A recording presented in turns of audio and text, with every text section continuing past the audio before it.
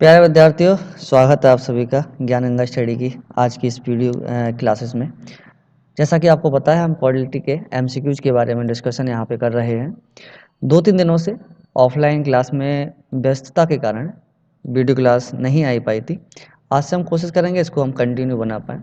Actual में क्या होता है कि इस वीडियो क्लास के पीछे काफ़ी सारी मेहनत लगती है। क्वेश्चन को अरेंज करना, उसके बाद उसको ढूँढना, अरेंज करना, उसके बाद एक्स्ट्रा जानकारी जो है वो इकट्ठी करना।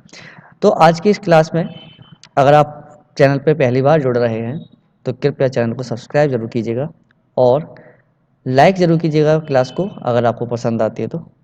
पसंद ना आने पर आप डिसलाइक का भी ऑप्शन आपके पास मिलेगा, आप डिसलाइक भी कर सकते हैं।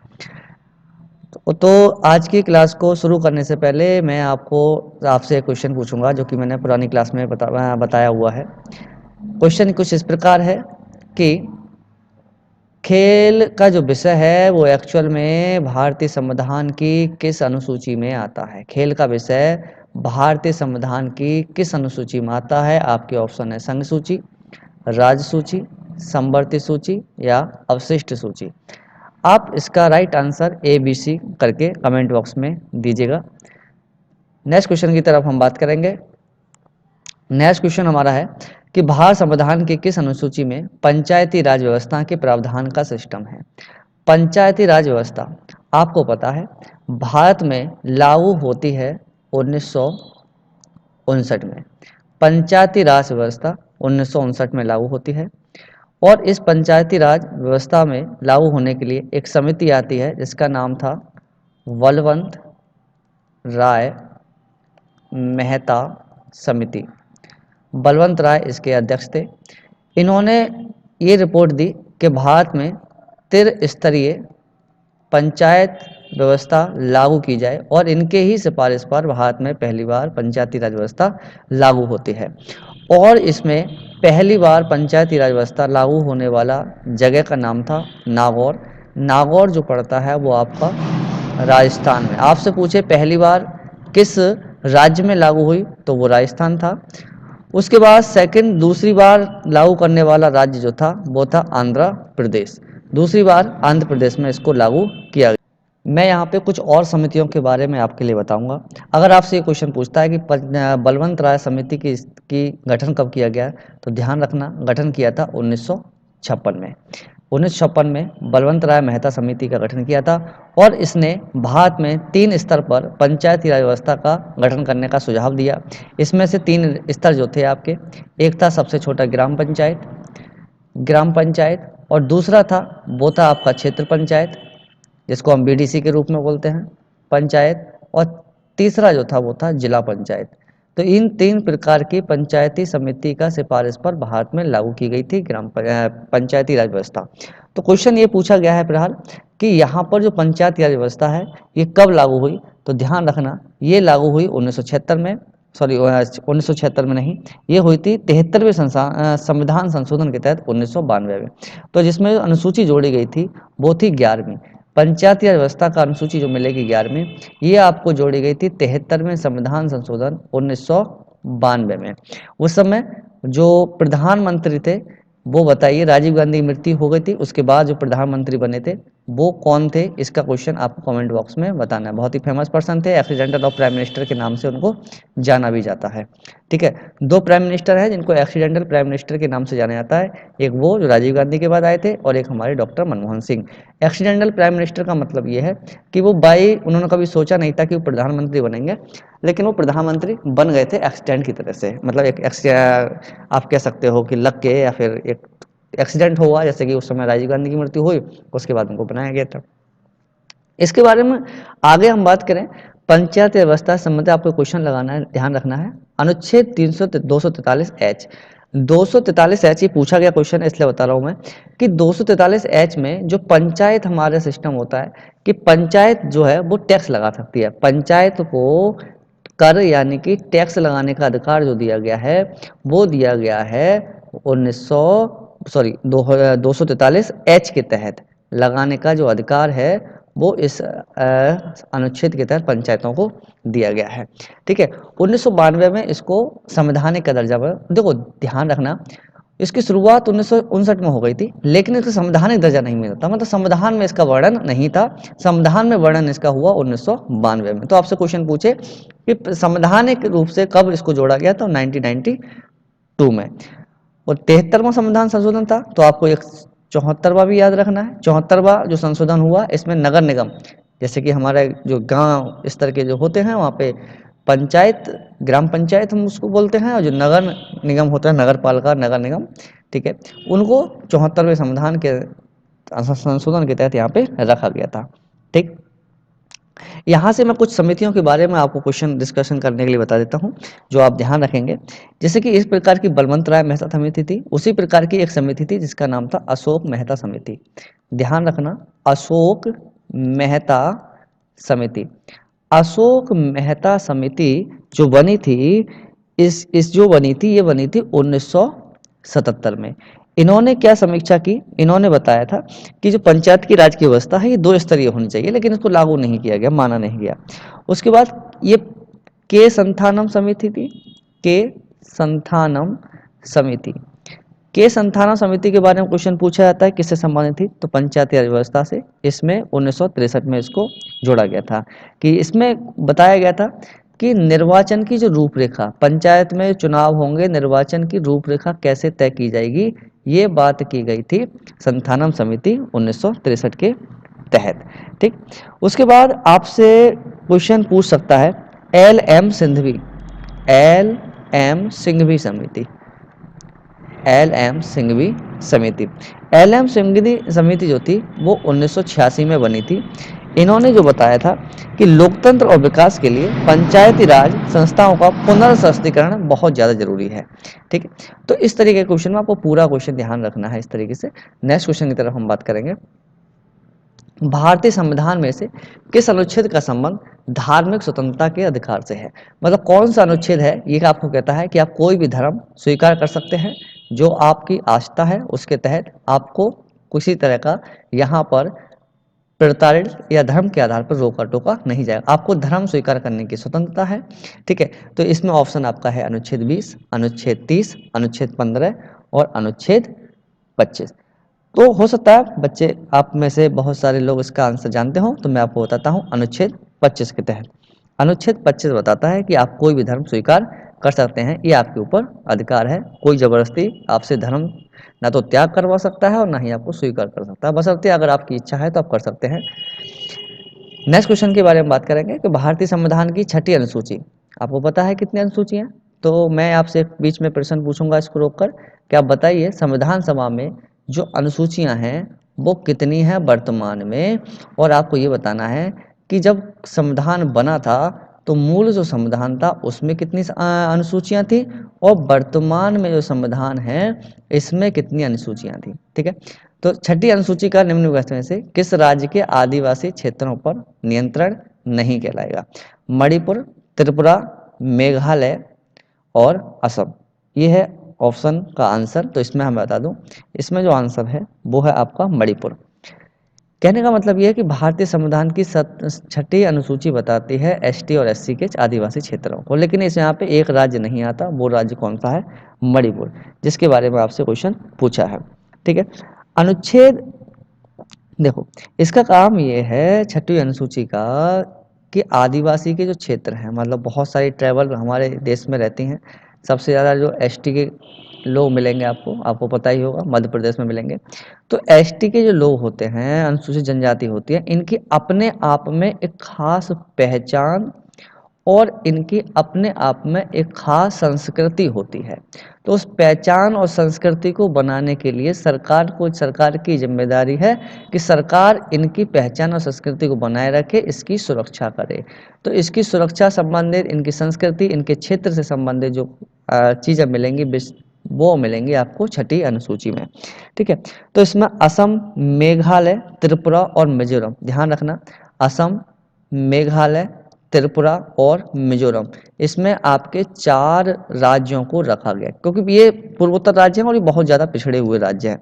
ठीक है, इन 4 राज्यों के आदिवासी क्षेत्रों को यहाँ पर रखा गया है, लेकिन मणिपुर के आदिवासी क्षेत्र को यहाँ पर नहीं रखा गया है। ये 2019 MTS का क्वेश्चन है। ठीक है, नेक्स्ट क्वेश्चन की बात करते हैं, भारतीय संविधान के किस भाग में केंद्र शासित प्रदेशों से संबंधित प्रावधान है? केंद्र शासित जो प्रदेश होते हैं जिनकी संख्या वर्तमान में कितनी है? 8 है, जिनको हम बोलते हैं यूनियन टेरिटरी। इनसे आपसे क्वेश्चन पूछा है कि किस में आपको मिलेगा, तो ये मिलेगा भाग 8 में। भाग 8 में आपको केंद्र शासित प्रदेशों के बारे में जानकारी मिलेगी।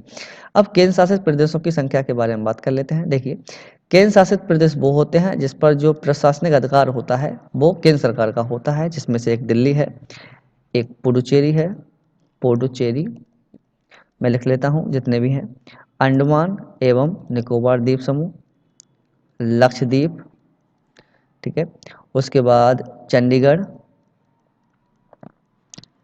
जम्मू एंड कश्मीर नया बना है, लद्दाख भी नया बना है, ठीक है, 1 2 3 4 5 6 7, ठीक है, एक बचा हमारा और वो बचा हमारा दमन दीव एवं दादर नागर हवेली। मैं आपसे करंट का क्वेश्चन बताऊंगा। पहले आप पढ़ते होंगे दमन दीव और दादर नागर हवेली अलग था, वर्तमान में इनको जोड़ दिया गया है। ये जोड़ने की प्रक्रिया 2019 में की गई और इनकी राजधानी जो है वो कहाँ है? ये अरब सागर में है द्वीप, ठीक है, राजधानी जो है उसकी द्वीप है।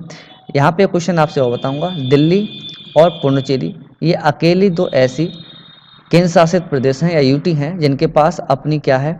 विधान सभा है।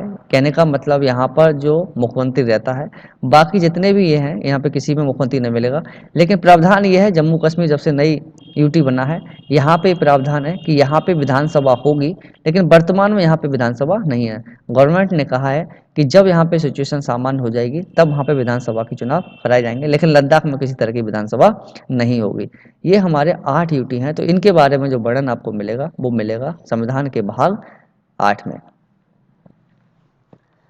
भारतीय संविधान का कौन सा अनुच्छेद राष्ट्रपति के चुनाव के बारे में बताएगा? राष्ट्रपति के चुनाव जो होते हैं वो भारतीय संविधान के किस अनुच्छेद में आएंगे? ये मैंने अनुच्छेद के बारे में जब शुरुआत में पढ़ाया था तो आपको पता हो, तो मैंने यहाँ पे बता दिया था। तो इसमें आपका अनुच्छेद से संबंधित जो क्वेश्चन है तो इसमें आपका आंसर होगा वो होगा आर्टिकल 54। आर्टिकल 54 में आपको राष्ट्रपति के चुनाव के संबंधित जानकारी आपको मिलेगी।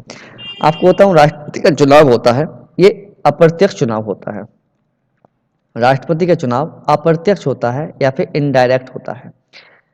इनडायरेक्ट चुनाव भारत में राष्ट्रपति का होता है और आपका उपराष्ट्रपति का भी होता है। इनडायरेक्ट चुनाव का मतलब होता है जहां पे जनता सीधे वोट नहीं करती, जनता द्वारा चुने हुए प्रतिनिधि उनको वोट करते हैं। ध्यान रखना, राष्ट्रपति, उपराष्ट्रपति और राज्यसभा के सदस्य, राज्यसभा के सदस्य, इन सबका चुनाव जो होता है वो अप्रत्यक्ष रूप से होता है। राज्यसभा में हम वोट नहीं डालते, हम वोट लोकसभा में डालते हैं। राष्ट्रपति में हम वोट नहीं डालते, उपराष्ट्रपति में वोट हम नहीं डालते हैं। तो यहाँ पर जो हम नहीं डालते कि हमारे द्वारा चुने हुए लोग होते हैं वो वोट डालते हैं। इस प्रकार के जब जहाँ जनता डायरेक्टली वोट नहीं डाले, किसी चुने हुए माध्यम दूसरे व्यक्ति के माध्यम से वोट डाला जाता है तो उसको हम बोलते हैं अप्रत्यक्ष चुनाव। राष्ट्रपति चुनाव की बात आई है तो मैं बताऊं, राष्ट्रपति का चुनाव होता है वो एकल संक्रमणीय प्रणाली, एकल संक्रमणीय प्रणाली के आनुपातिक प्रतिनिधित्व प्रणाली पर आधारित है। आनुपातिक प्रतिनिधित्व प्रणाली पर आधारित है। एकल संक्रमणीय प्रणाली का मतलब है आप जो है जब वोट देंगे तो आपको वहाँ पे प्रायोरिटी देनी पड़ती है, 1 नंबर 2 नंबर 3 नंबर सभी को वोट देना पड़ता है और वो वोट जो होता है आपका संक्रमणीय होता है। अगर पहली बात में काउंटिंग में राष्ट्रपति का चुनाव में जो व्यक्ति होता है जीतने वाला उसको पर्याप्त मात्रा में किसी को भी वोट नहीं मिलता है तो आपका वोट जो होता है प्रेफरेंस के हिसाब से चेंज हो सकता है। एक काफ़ी जटिल प्रक्रिया है भारतीय राष्ट्रपति की। अभी समय मिलेगा तो इसके बारे में मैं अलग से समझाऊंगा, अभी आप इतना समझ लीजिए, ठीक है। आनुपातिक समय प्रतिनिधित्व प्रणाली का मतलब होता है कि व्यक्ति की जो भी हमारे सदस्य यहाँ पे भाग करते हैं, वोट डालते हैं, उनका क्या रहता है कि वो लोग प्रत्येक जो व्यक्ति होता है उसका जो अनुपातिक मूल्य होता है, मतलब प्रत्येक व्यक्ति के वोट का यहाँ पर जो सदस्य चुनाव देते हैं करते हैं उनका एक मूल्य निर्धारित कर दिया जाता है, ठीक। तो अब मैं एक आपसे क्वेश्चन पूछूंगा कि राष्ट्रपति का चुनाव होता है, राष्ट्रपति का चुनाव होता है, इस चुनाव में जो इनको वोट डालता है राष्ट्रपति को उसको हम बोलते हैं निर्वाचक मंडल। तो मैं आपसे क्वेश्चन पूछूंगा कि राष्ट्रपति के चुनाव में कौन कौन वोट डालता है। मैं आपको यहाँ पे हिंट देता हूँ, 3 प्रकार के लोग यहाँ पे वोट डाल सकते हैं। निर्वाचक मंडल में 3 प्रणाली आती, 3 लोग आते हैं। वो 3 लोग कौन कौन से होते हैं राष्ट्रपति के चुनाव में, इसका आंसर आपको कमेंट बॉक्स में बताना है। भारतीय संविधान का कौन सा अनुच्छेद जीवन की रक्षा, व्यक्तित्व और स्वतंत्रता की गारंटी देता है? क्वेश्चन नंबर 67 आपको बताना है कि संविधान के अनुच्छेद के तहत जीवन की रक्षा, व्यक्तित्व, स्वतंत्रता की गारंटी हमको मिलती है अनुच्छेद 21 से 20, 21 या फिर 22। तो इसका आंसर जो है वो है अनुच्छेद 21। जीवन की रक्षा का मतलब है आप अपनी रक्षा के अनुसार अपनी रक्षा कर सकते हैं, और इसी अनुसार के अनुसार भारत सरकार आपको हथियार, शस्त्र और अस्त्र के लाइसेंस दी जाती हैं।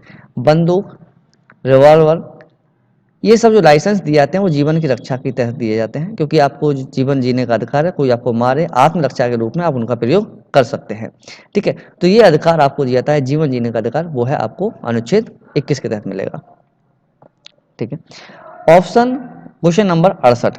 क्वेश्चन नंबर 68 आपका कहता है कि 73वें संविधान संशोधन के अधिनियम ने भारतीय संविधान में कौन सा भाग जोड़ा था? मैंने आपको बताया था ये वही है जिसमें हम 73वां संविधान संशोधन हमने किया था पंचायती राज व्यवस्था से संबंधित। ठीक है, तो यहाँ पर जो जोड़ा था वो भाग था हमारा भाग नंबर 9। भाग नंबर 9, भाग नंबर जो 9 था ये हमने जोड़ा था इसके तहत। यहाँ पे 2 ऑप्शन है ये। ठीक है, ये है भाग नंबर 9। भाग नंबर 9 73वें संविधान संशोधन के तहत जोड़ा गया था। नेक्स्ट क्वेश्चन के बारे में बात करेंगे। किस अनुच्छेद के तहत भारत के प्रत्येक नागरिक को स्वास्थ्य का अधिकार है? स्वास्थ्य का अधिकार का मतलब उसको स्वास्थ्य अच्छा होना चाहिए, या फिर हम बात करते हैं उसको अच्छे स्वास्थ्य का अधिकार है। वो व्यक्ति अपने स्वास्थ्य के प्रति किसी भी डॉक्टर के पास जा सकता है, कोई भी डॉक्टर उसको दवाई देने से मना नहीं कर सकता। और भारत सरकार ने अपने तो मेडिकल और जो हमारे हॉस्पिटल ना वो खोले रखे हैं। तो ये आपको मिलेगा अनुच्छेद 21 में स्वास्थ्य का अधिकार। ठीक है, नेक्स्ट क्वेश्चन के बारे में बात करेंगे। भारत संविधान के किस भाग में मौलिक अधिकार सूचीबद्ध हैं? मौलिक अधिकार मैंने आपको बहुत डिटेल से इससे पहले वाली वीडियो में बताया है। मौलिक अधिकार से संबंधित एक वीडियो है, तो उसके बारे में बताऊंगा ही नहीं। बस आपको बताना है कि बताइए भाग 4, 5, 2 या 3 में से आपके पास कौन सा भाग है जिसमें मौलिक अधिकार है। इस क्वेश्चन का आंसर आपको बताना है नीचे कमेंट में। वीडियो को रोकिएगा और कमेंट में आंसर दीजिए, ताकि मैं देख सकूं कि मेरा पढ़ाया हुआ आपके इसलिए कितना समझ में आ रहा है। एक विषय के रूप में कृषि संविधान की किस अनुसूची में आता है? कृषि जो है वो राज्य का विषय है कि केंद्र का विषय है या दोनों का विषय है? Question number 31। तो ध्यान रखें, कृषि संबंधी जो नीतियां होती हैं वो बनाती है कौन? राज्य। केंद्र भी बना सकती है, ऐसा कोई इशू नहीं है, लेकिन जो ज़्यादातर अधिकार होता है वो राज्य से संबंध होता है। आपने देखा होगा कोई भी लोन लेने पर या कहीं से किसान आत्महत्या करते हैं तो उसकी राज्य सरकार को कोसा जाता है, ना कि केंद्र सरकार को, क्योंकि उसकी जिम्मेदारी जो होती है वो राज्य सरकार की, मुख्यमंत्री की होती है। कोई भी आपदा आ जाती है, सूखा पड़ जाए, बारिश ज़्यादा हो जाए, बाढ़ आ जाए, तो इस कंडीशन में भी केंद्र सरकार की अपेक्षा राज्य सरकार ज़्यादा मदद वहाँ पे करती है। चलिए नेक्स्ट क्वेश्चन की तरफ बात करेंगे।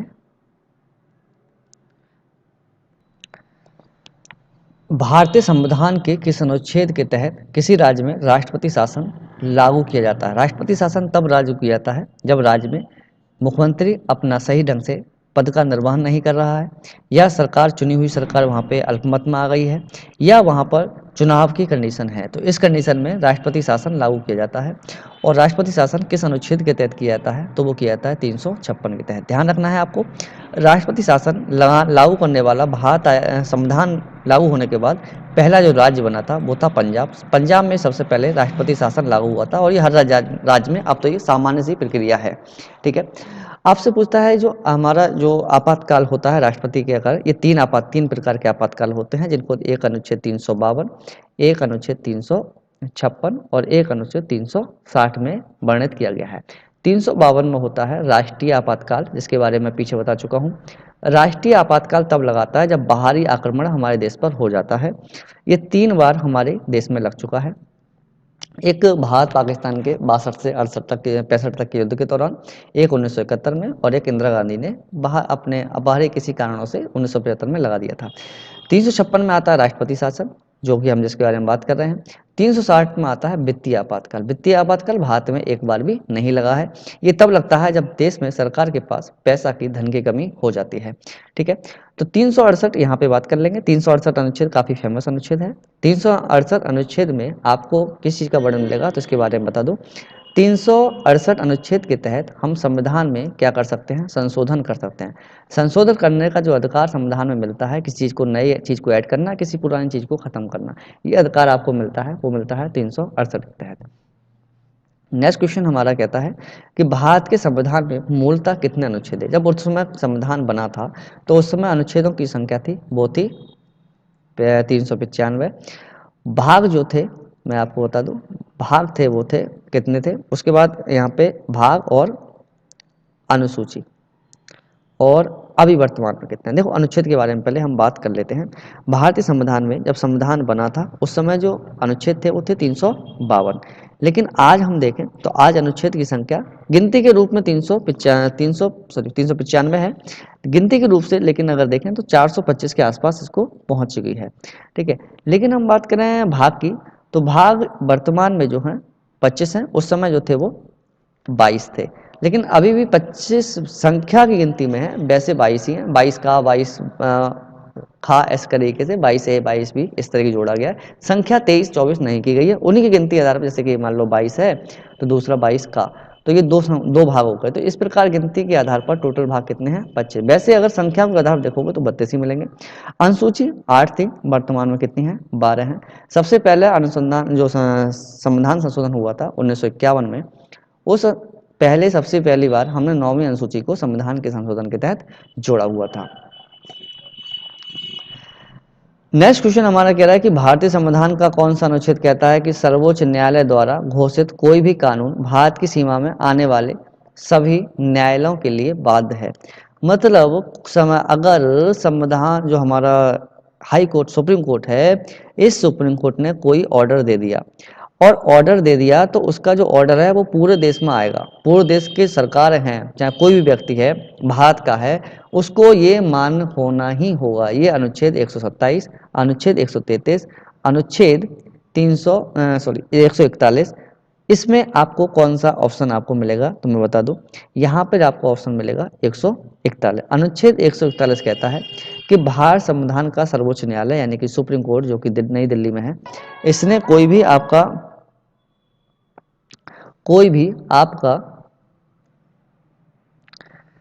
सुप्रीम कोर्ट का आदेश पूरे देश में मान्य होगा। पहले ये कहा जाता था आर्टिकल 370 और 35 ए नहीं हटाता जम्मू कश्मीर में, तो इसके सारे कुछ तो लागू होते थे, लेकिन बहुत सारे कुछ ऐसे, मतलब बहुत सारे ऐसे फैसले थे जो सुप्रीम कोर्ट के लागू नहीं होते थे जम्मू और कश्मीर में।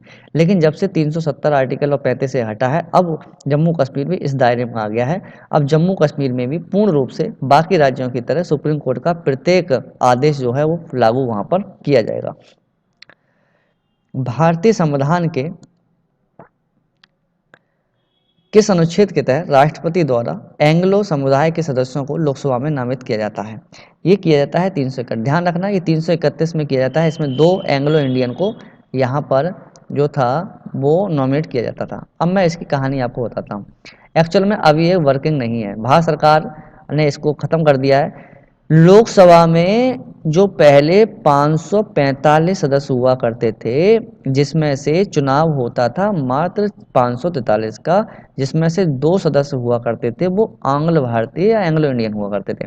एंग्लो इंडियन को किसी भी तरह का चुनाव ना होता था, राष्ट्रपति अपने विवेक के हिसाब पर, अपने आधार पर उनको चुन देता था, और वो बन जाते थे सांसद यानी कि एमपी, जैसे कि मेंबर ऑफ पार्लियामेंट। बाकी एमपी होते हैं, चुनाव जीत के आते हैं, बराबर इनकी वैल्यू दी जाती थी।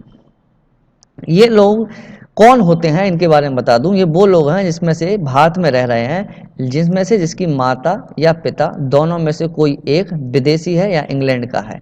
क्योंकि जब हमारा देश आज़ाद हो गया था तो बहुत सारे ऐसे लोग थे उस समय जो भारतीय, वहाँ की महिला थी, उन्होंने हमारे यहाँ के पुरुषों से, या वहाँ के जो पुरुष थे वो हमारे यहाँ की महिलाओं से शादी कर चुके थे, लेकिन वो इंडिया में रह रहे थे। तो उनका किसी तरह से उनका जो योगदान है भारतीय संविधान में, या उनकी जो आवाज़ है वो दबी नहीं रहनी चाहिए, उन पर अत्याचार वगैरह ना हो, तो उसके लिए राष्ट्रपति उनकी तरफ से बिना वोट, उनकी इतनी संख्या तो थी नहीं कि वो अपना एक एमपी चुन लें, तो इसलिए उनके मौलिक अधिकारों को बचाने के लिए उनका ख्याल रखने के लिए 2 लोगों को यहाँ पे किया गया था। मतलब वर्तमान में ऐसा कुछ नहीं है। अब राष्ट्रसभा में तो 12 आपको पता ही है, 12 सदस्य जो है नॉमिनेट होते हैं, लेकिन लोकसभा में अब 2 नहीं होते हैं, ये खत्म कर दिया गया। अब वो पुरानी बात हो गई, अब सब भारतीय हो गए। ठीक है, नेक्स्ट क्वेश्चन की हम बारे में बात करेंगे। भारतीय संविधान का निम्न में से कौन सा अनुच्छेद एक नए राज्य के गठन के बारे में बात करेगा, जिसके तहत हम कहते हैं कि कौन सा नया राज्य आपका बनेगा, तो वो कौन सा होगा, तो वो आर्टिकल आपका होगा 3। आर्टिकल 3 के तहत हम कोई भी नया राज्य भारत में मिला सकते हैं। और ध्यान रखना, आर्टिकल 3 के तहत हम भारत का नया राज्य करेंगे और ये अनुच्छेद 68 में नहीं आएगा, ध्यान रखना। और इसके लिए आपको जो बहुमत चाहिए होता है, वो बहुमत चाहिए साधारण बहुमत, पूर्ण बहुमत की जरूरत नहीं है। साधारण बहुमत लोकसभा में होता है 50% प्लस 1, मतलब आधा जो भी मेंबर हैं पार्लियामेंट में, उसमें आधे और प्लस 1 लोग सहमति प्रदान कर लेते हैं, तो नया राज्य का गठन हो जाएगा। और इसके लिए ये अनुच्छेद 368 के तहत संशोधन नहीं माना जाएगा, इसका आप मेन रूप से ध्यान रखना। ठीक है, इस 300 तहत क्योंकि नहीं माना जाएगा, क्योंकि इसमें बाद में जाकर फिर संशोधन नहीं किया जा सकता। ठीक है, तो ऐसा यहाँ पे ये प्रावधान किया गया है। वे मामले जो औचित्य प्रसन्न नहीं होते, उन्हें लोकसभा के नियम के तहत विशेष तरीके से उठाया जा सकता है। मतलब लोकसभा में औचित्य का मतलब होता है जिनका वास्तव में कोई ज़्यादा खास जगह मतलब जरूरत नहीं होती है, खास इनका मतलब नहीं होता, उनको लोकसभा में आपको उठाना है। ठीक है, तो किस आर्टिकल के तहत उनको आप उठा सकते हो, तो यह ध्यान रखना, लोकसभा में आपको उठाना है तो ये 377 के तहत आप उठा सकते हो। लेकिन अगर आपसे पूछे ऐसे औचित्य प्रश्न राज्यसभा में आपको उठाने हैं, तो राज्यसभा में आपको उठेंगे 180 से ए और ई के बीच में।